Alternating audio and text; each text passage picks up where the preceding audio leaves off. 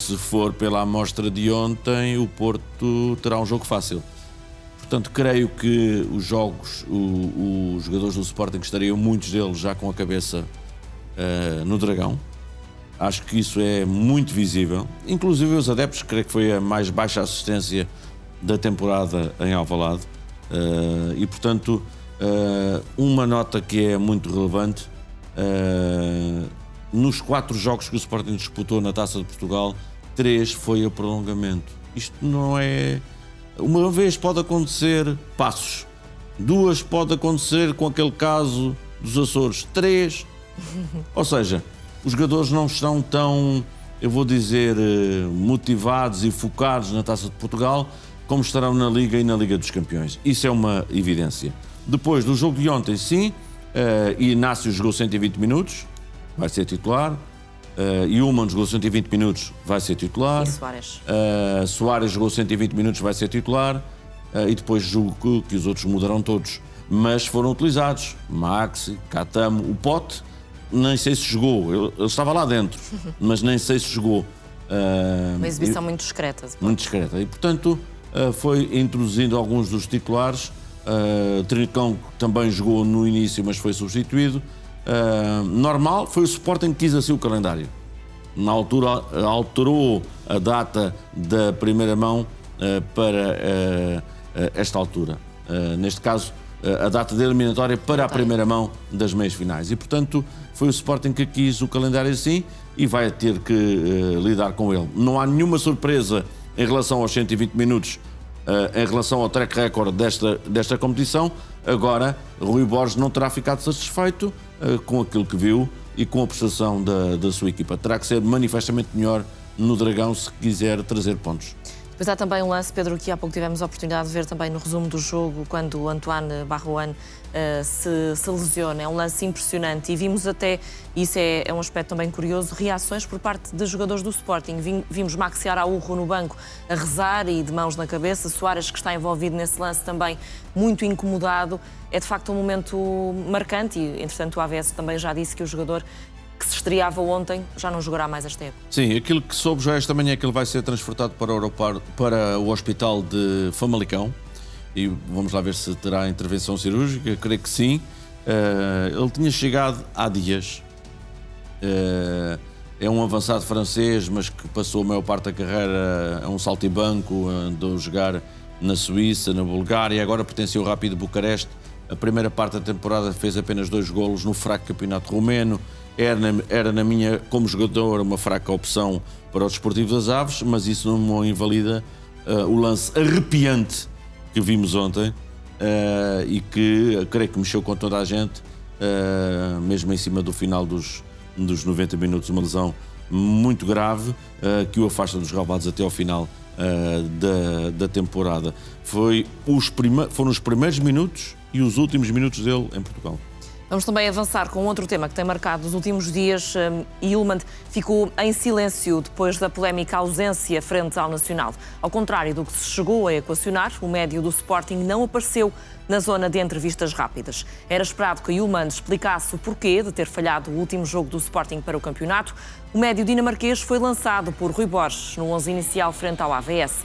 Yulman manteve a braçadeira de capitão e jogou os 120 minutos. Fez a assistência para o golo de Luís Guilherme e cometeu o penalti que deu o primeiro golo do AVS. No encontro, Pedro, tu eras um dos que achava que Yulman eventualmente podia ontem esclarecer esta polémica. Porquê é que não o fez? Tem terminado 2-0, o Yulman chegava-se à frente. Depois percebi que o canal que transmitiu o jogo também escolheu Luís Guilherme, porque ou foi imposto Luís Guilherme nos nomes que pediu. Por ter feito o golo e se ter estreado a marcar. Creio que Yulman está obrigado, um dia destes, a explicar-nos o que é que se passaram naquelas 36 horas. Em relação ao jogo de ontem, coisas positivas e negativas. É evidente que o penalti... já agora, o árbitro, André Narciso, não foi o árbitro do jogo. Quem arbitrou o jogo foi o VAR. Porque em todos os lances... Os capitais ele errou de forma clamorosa. Ainda bem que há VAR neste país.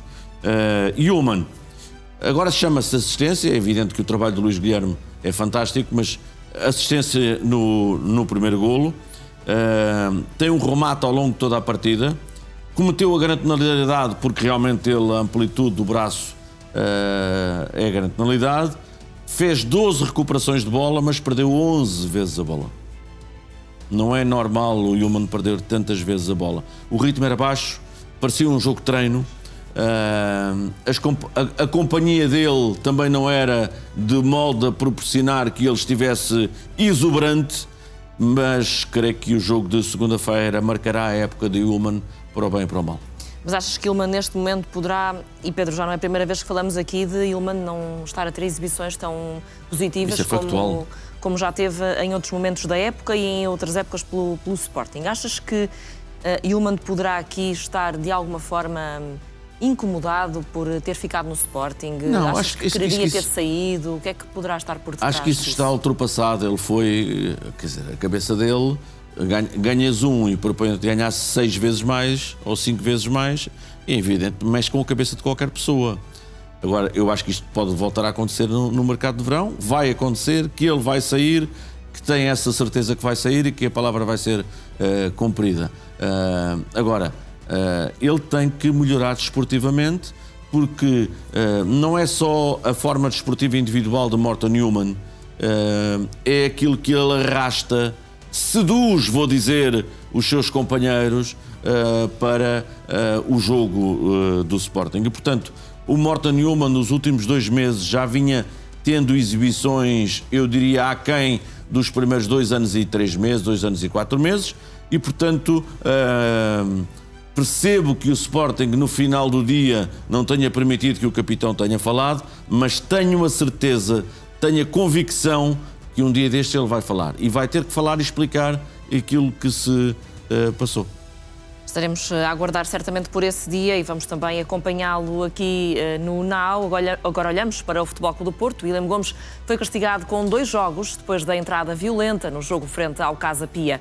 O extremo do Futebol Clube do Porto foi expulso aos 79 minutos, depois de ter acertado com o pé na cara do defesa do Casa Pia. Agora, depois da divulgação do mapa de castigos por parte do Conselho de Disciplina, sabe-se que William Gomes foi suspenso por 2 jogos. Desta forma, o avançado vai desfalcar a equipa de Francesco Farioli para o clássico com o Sporting na próxima segunda-feira. Entretanto, o Futebol Clube do Porto vai recorrer do castigo de William Gomes.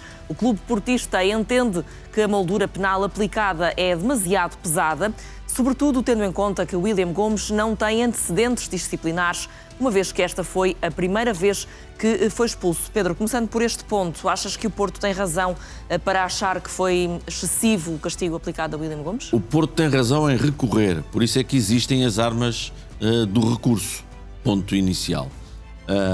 Alude, e se a sustentação é a primeira expulsão na carreira, é isso que lá está. Agora, o que vamos assistir, Mariana, é, primeiro, não joga contra o Sporting e não joga na Madeira. Os 2 jogos ele vai cumprir. Depois, se o recurso vai ser bem ou não sucedido, já é outra conversa. Agora, creio que ninguém de bom senso esperava que ele não apanhasse nenhum jogo de suspensão, quer dizer, ele não fez aquilo de propósito, não fez, porque ninguém faz, eu parto sempre desse princípio, mas aquilo foi grave, foi muito grave, e a expulsão foi correta. De resto, ninguém protestou a arbitragem desse jogo do Casa Pia Futebol Clube do Porto. Não houve, e o Porto perdeu pela primeira vez no campeonato. Portanto, percebo que o Porto, e faz bem em utilizar o recurso como arma, porque estas coisas deixam sempre marcas. E, portanto, não sei se daqui... Ainda esta semana vimos, mais uma vez, um castigo de Frederico Varandas, ainda com declarações sobre Pinto da Costa. Vê lá, ao tempo que isto foi dado provimento ao recurso de Frederico Varandas. E, portanto, provavelmente, daqui a umas semanas, uns meses, vamos ouvir que, afinal, este castigo não era de 2 jogos, era de 1, porque eu não acredito que isto seja 0. Mas, entretanto, ele já cumpriu os 2 jogos, que é com o Sporting em casa e com o Nacional da Madeira na Choupana. Já agora que falamos também nessa ausência, vimos que no jogo da primeira volta do campeonato, o William Gomes até foi decisivo no jogo com o Sporting. Aqui entrou bem. Fará falta à equipa de Francesco Farioli? Quer dizer, todos os jogadores bons fazem falta e o William é um jogador que pode decidir um jogo de um momento para o outro, como mostrou. Não tem estado bem nos últimos tempos. Ele, nos últimos 9 jogos, marcou um golo. De resto, os alas do Porto, Borja, William, PP, têm tido pouca intervenção no jogo ofensivo da equipa e particularmente no número de golos. Se reparares, em contraponto com o Sporting, Catamo chegou ontem ao 10º golo, Pote também, com 2 meses fora, já tem 10 golos, Trincão tem 10 golos e, portanto, os alas do Sporting têm muitos golos. Ao contrário dos alas do Porto, o Porto tem outras armas. Um jogo mais físico, mais direto, a apelar mais ao SAMU, bola parada, muito forte fisicamente a equipa do Porto. Mas à tua pergunta, sim, o William Gomes faz falta, porque é um desequilibrador e é um jogador que na primeira volta, quem teve pela frente, creio que foi Ricardo Mangas, que Maxi estava lesionado. Portanto, não é a mesma coisa ter Mangas, com todo o respeito por Mangas, do que ter Maxi, ou até Mateus Reis, que vai estar disponível para o jogo. Mangas até estava na equipa que venceu o PSG. Sim. Mateus Reis vai estar disponível para o jogo, ainda não foi para a Rússia. Portanto, ele cumpriu ontem o segundo de 2 jogos de suspensão. E, portanto, a tua resposta é sim, o William faz falta, porque é um jogador de 1 para 1 que é muito forte e que pode decidir um jogo, como fez um grande golo em Alvalade. É um dos golos que, olha, que pode no final da época dizer se foi o golo do título ou não.